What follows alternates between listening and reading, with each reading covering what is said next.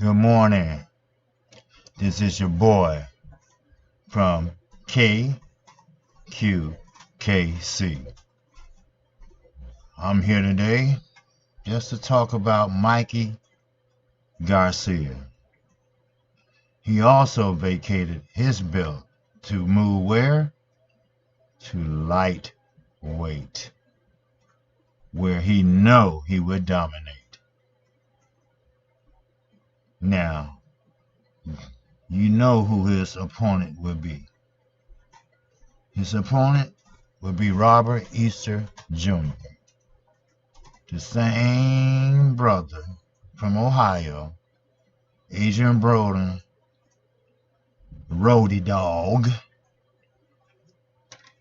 where he not only is a champion himself, but he has a long reach. He's kind of lanky in a way, but unlike his protege, he let his hands go. We all remember the Comey fight. We all knew how he had that reach. Now, sometimes he don't know how to throw that jab out there to establish distance. But I'm quite sure they're going to be working on that. Why? Because he's facing one of the best fighters out there. And especially at lightweight? Oh, man. Mikey Garcia is ready for welterweight, basically. But see, that's the beauty of it.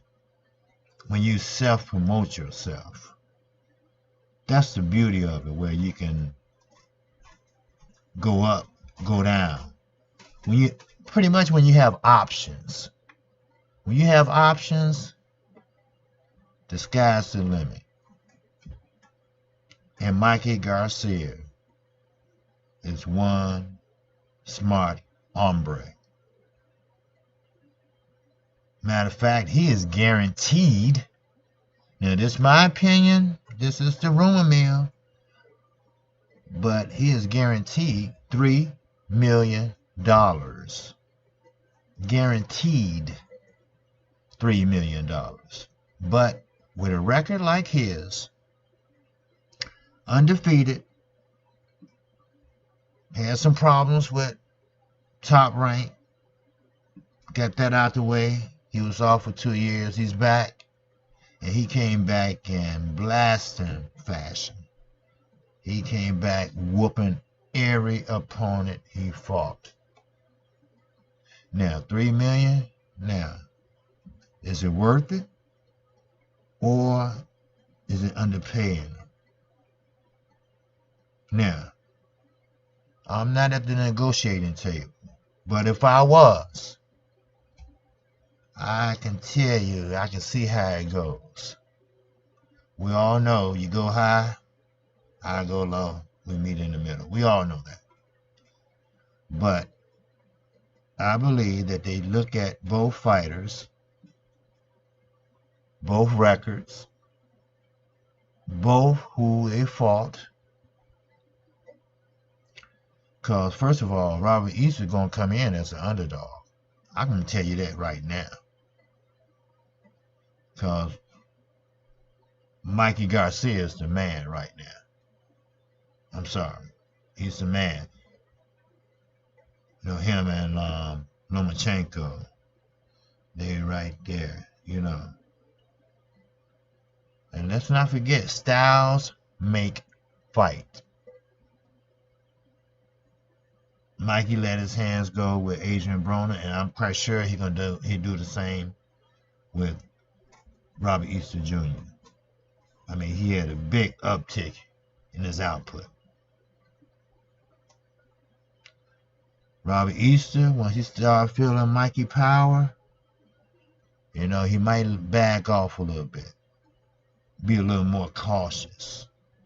See, casual boxing fans don't know that when you boxing and boxer say, well, I want to see what he got, the first round. Let's see what, that's what they call it, the filling out process. But once that guy throw a jab or throw a punch, and it don't hit you, but it hit your arm maybe, or your side or something like that, you still can feel the power. Now, if this guy jab and miss you and hit your shoulder, you still feel that power. Then you be like, I gotta fight tonight. It's gonna be a long night, boy. I tell you. It'll be hard to put his ass down. Because you know why?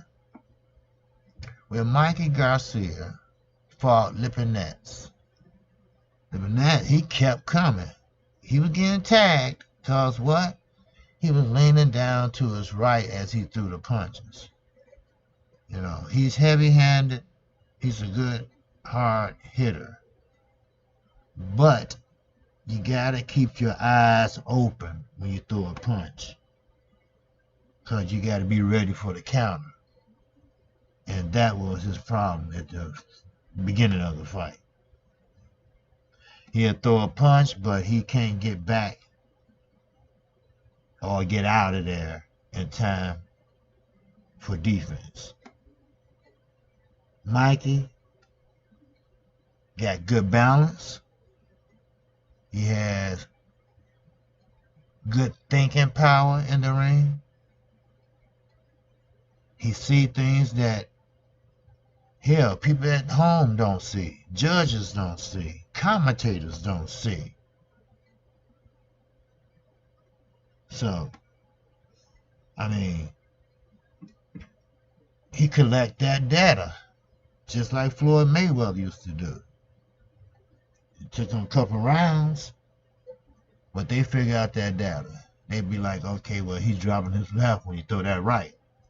So that's the time I get that uppercut in. Okay, I got that.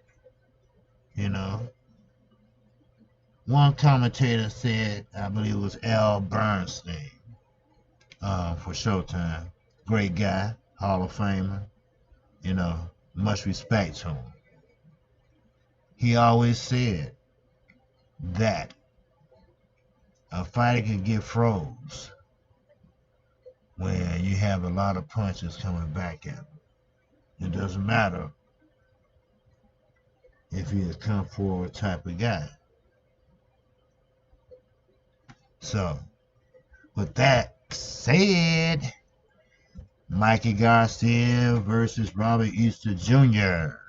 Don't know the venue and don't know when the date it would take place. But Mikey vacated his belt. That's 2 belts that have been vacated in one day. Now, I don't know if everybody knew Mikey was going to do that, but in Keith Thurman case, everybody knew, but everybody was on the down low. Shh, don't say nothing, So, with that said, Mikey Garcia going to put on a show. Now, I don't know if you have to watch Robert Easter carefully like he did Lipinets. Because, see, you can't knock out everybody. Matter of fact, fighters don't even come to knock out you unless they behind on the scorecards and they know they're behind. Then the 11th, 12th round, the so-called championship rounds, they going for it. And again, like Paulie said, when you go for it, you have to go for it. You might get knocked out, but you got to go for it. And that's why I have respect for Adrian Broner. He tries to go for it. He tries to put the icing on the cake in a lot of his fights. I seen Adrian Broner put Sean Porter down in the very last round. But, of course, he lost. Then, I seen him put, I believe his name was Emmanuel. I forgot his last name, but he put him down in the last round. He won that fight. Emmanuel Taylor, I'm sorry, that's the name I was thinking of. Emmanuel Taylor. You know, see how hard it is to forget certain names when you don't have a lot of fighters fighting, less activity, you know. You know, when you have fighters fighting once every 2 years, you know, you tend to forget them, and that's it. Just like Marcos Maidana. He was at the fight the other night to watch his brother Fabian fight. See, I knew he had a brother that fought. I don't know if he won or not, but he ended up getting kicked out. So I wanted that Marcos Maidana, did he get a chance to watch the fight? But I can tell you one thing about Marcos Maidana right now. He was kind of a smart Argentinian. Why? He had that big fight with Floyd Mayweather. Made some good damn money. Then he had a rematch with Floyd and made some damn great money. Then you know what? He said, I'm out of here. I'm retired. I made enough money. Cause remember, over in Argentina, $5 equals what? Maybe 50 cents over there. So he came out a rich man in his country, able to take care of his family. I believe he said he bought a farm with, animals. That's their lifestyle over there, basically. So he did the right thing, and most fighters don't have that mentality, cause it can go wrong at any time. He has all his faculties together, and he been in some rough fights. But that's what it's all about. Making that money. Or making that coin, as they say. These phrases kill me today. My brothers and sisters, I don't know where you all get these phrases. I keep mentioning Adrian Broner, besides saying, I'm for real. I'm for real. I'm telling you the truth. Please understand what I'm saying. This is where I'm coming from. Or, but don't say, no homo. Man, no homo, for real, no homo. Other words, he's trying to say that he's not a homo, that's for real. So, what I'm saying right now is no homo. I'm for real. Bad choice of words. Bad choice of words the other night at the post-fight interview in the ring. Talked about Jim Gray and the Hispanic community by saying, what? Oh, look at all these Mexicans in here eating rice and chicken and stuff. I need to be around my own people that drink yak. Come on. That's what you call an unprofessional jerk. He is a jerk. So, there's a lot of big fights getting put together. I told you, Showtime is hitting. They hitting hard. Now, I'm going to have to take my hat off I know a lot of people are going to be angry at this. If they subscribe and ring that bell and notify me, and I'll let you know when every video comes up. But I'm here to tell you that, hey,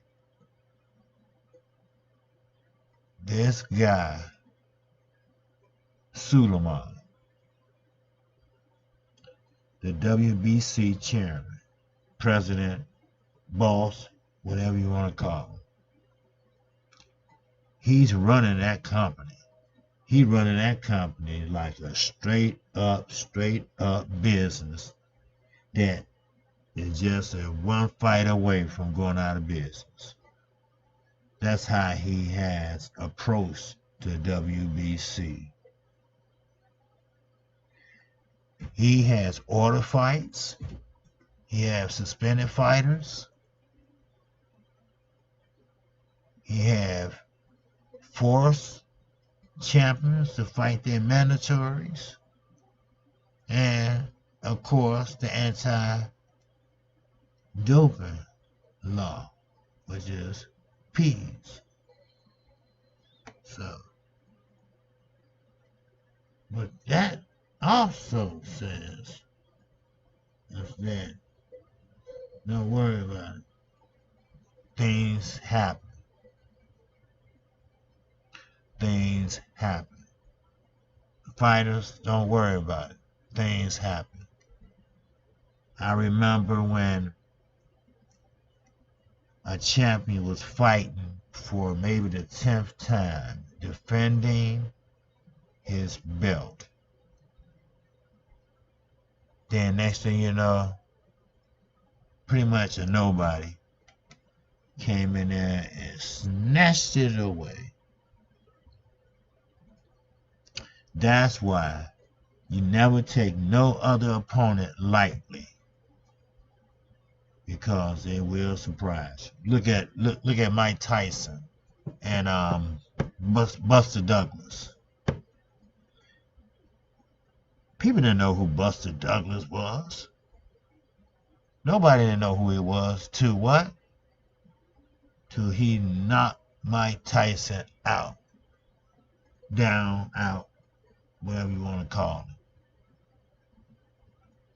I mean, of course, he lost it. The championship. He lost it. A fight later. Maybe 2 fights later. I'm not for sure. I have to go back and check that out. But another thing, you have to study your opponent. And Mikey Garcia does that. And I get tired of hearing fighters saying, oh, I don't watch tapes. I don't watch tapes of my opponent. I go out there and, figure him out, this and that. Earl Spence have no problem saying, hey, I haven't seen him on tape yet, but I'm going to see what our team will do and put together. I'm looking for the tough fights.